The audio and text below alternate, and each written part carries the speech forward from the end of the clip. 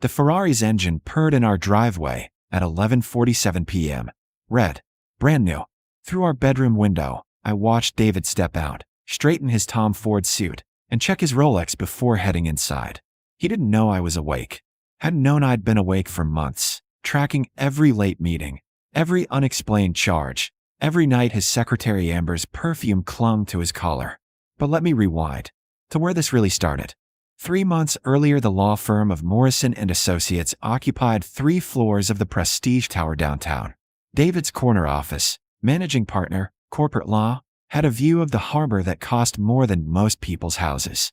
I sat in the waiting room wearing my usual uniform, jeans from Target, a cardigan with fraying cuffs, sneakers that had seen better days. The receptionist looked at me like I'd wandered in from the street. "Mrs. Hayes?" She couldn't hide her surprise. "Mr. Hayes is in a meeting, but I'll wait." I settled into the leather chair, pulling out my phone. 30 minutes later, David emerged from his office. Amber was with him. 26, glossy black hair, wearing a dress that cost what I spent on groceries in a month. Her hand rested on his arm, lingering. "Sarah." David's voice carried that edge, the one that said I was embarrassing him. "What are you doing here?" "Taking you to lunch. Remember? We planned this 2 weeks ago." His jaw tightened. "I have a client lunch." "I told you that. You told me we had lunch plans." Amber's smile was sharp as glass. "David has the Brenner meeting. I'm accompanying him. They prefer having me there for the preliminary discussions." "Of course." I stood slowly. "I'll just head home then. Back to the kids." Something flickered in David's eyes. Guilt, maybe. Or irritation that I'd mentioned them in front of her. "Sarah, don't be dramatic." He walked toward the elevator, Amber clicking along beside him in her Louboutins. "We'll talk tonight." We didn't talk that night. Or the next. Or the one after that. 2 months earlier, my parents' estate sat on 40 acres in Westchester County. The main house, where I'd grown up, looked like something from a BBC period drama. Stone and ivy, sprawling gardens, a fountain my mother had imported from Italy. I hadn't been back in months. David preferred I keep my distance from my family, so they made him feel inadequate. My father, Jonathan Mitchell, opened the door himself. 72, silver-haired, still sharp as the day he'd sold his tech company for $800 million. "Sarah." He pulled me into a hug. "Where are my grandchildren?" "With David's mother. I needed to talk to you both alone." My mother appeared in the hallway. Catherine Mitchell, former federal prosecutor, current philanthropist, always formidable. She took one look at my face and knew. "He's cheating," she said flatly. We sat in my father's study. Leather chairs, bookshelves floor to ceiling, the smell of old wood and expensive cigars. His secretary. I kept my voice steady. "Amber Chun. He's not even being subtle about it anymore. Divorce him." My mother's voice was ice. "Today. I will. But first." I pulled out the folder I'd been carrying. "I need your help with something." My father opened it. Read silently. Looked up at me with something like pride in his eyes. "The children," he said quietly. "You want to transfer custody to us?" "Temporary guardianship. Completely legal. I've already consulted with Barbara Feidman, the best family lawyer in the state. My parents' attorney for 30 years. I signed the papers. You become their legal guardians. When David serves me with divorce papers, and he will, the kids are already protected. He'll fight this," my mother said. "Let him. You two have resources he can't imagine. Security, legal teams, and most importantly, you actually care about Emma and Jack more than your image." My father stood, walked to the window. "When I gave you that trust fund on your 18th birthday, you never touched it. 20 years, Sarah. $40 million. Growing, untouched. David doesn't know about it." "No." He turned. "Because you live like a pauper to please a man who treated you like one." The words hung in the air. "He's going to leave me for her," I said quietly. "Soon. He's just waiting for the right moment. Probably after the Henderson merger closes and he makes partner. He'll want to introduce Amber as his girlfriend at the celebration party. Upgrade to the newer model. Then we strike first." My mother pulled out her phone. "Barbara can have the papers ready by tomorrow. You sign, we file, it's done. The children are protected. And when David realizes what I've done." My father smiled. It wasn't a kind smile. "Then we remind him exactly who he married and what he's about to lose." Which brings us back to now. To 11:47 p.m. To David coming home in his new Ferrari, thinking he's untouchable. I waited in the dark living room. Heard his key in the lock. Watched him step inside, whistling. The lights came on. He jumped.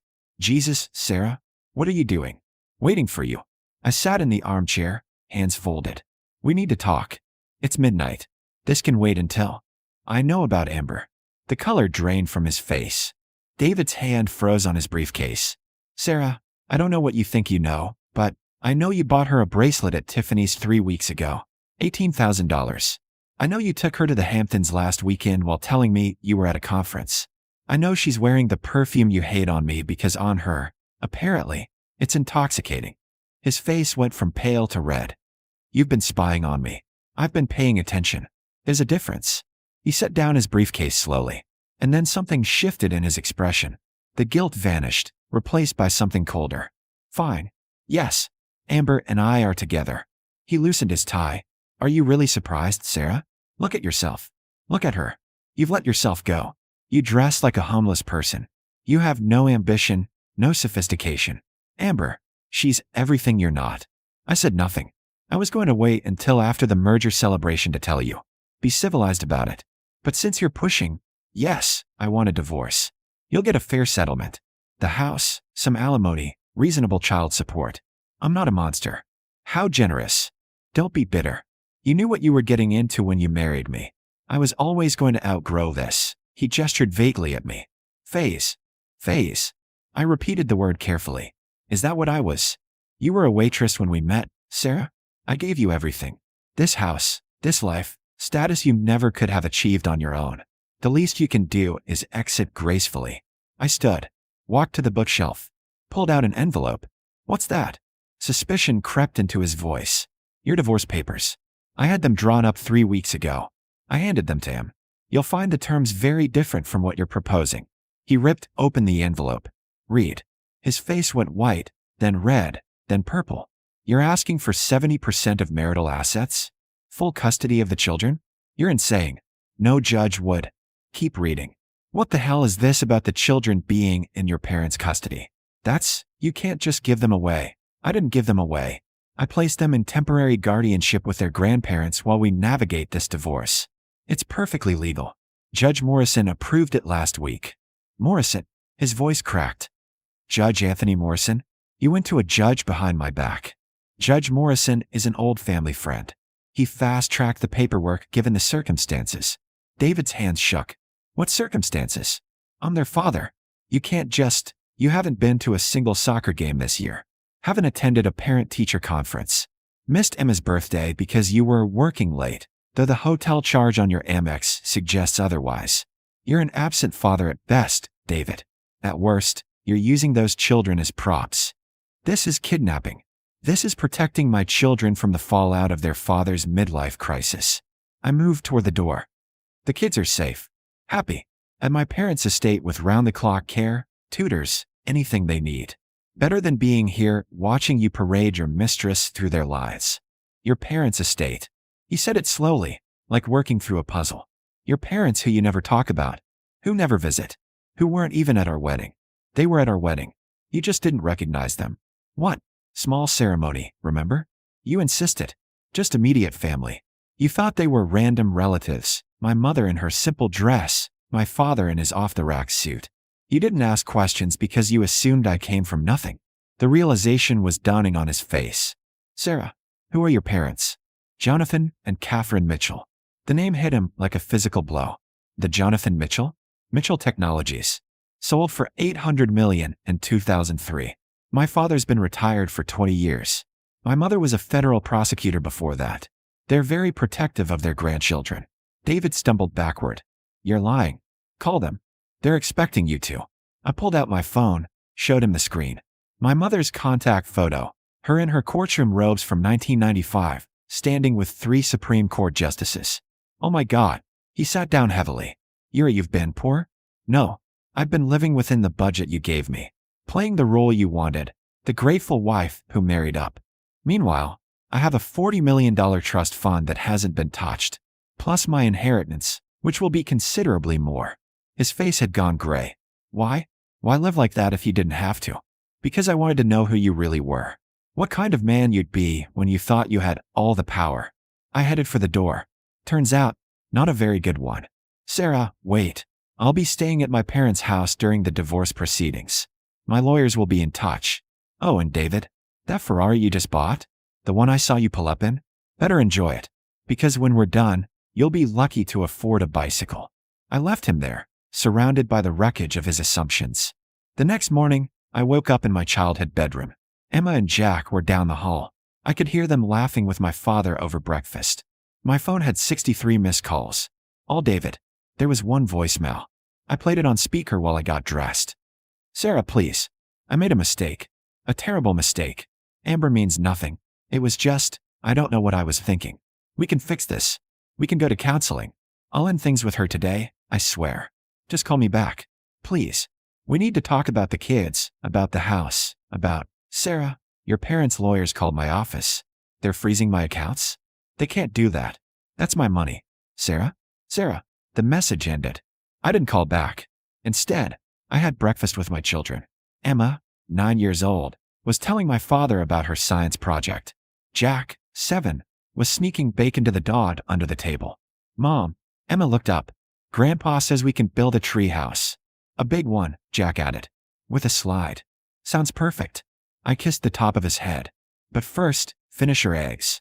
My phone buzzed. Barbara Feynman, my lawyer. Judge approved the restraining order. David can't come within 500 feet of the estate or contact the children except through supervised visits. Asset freeze is in place. He's lawyered up, Gregory Stanton.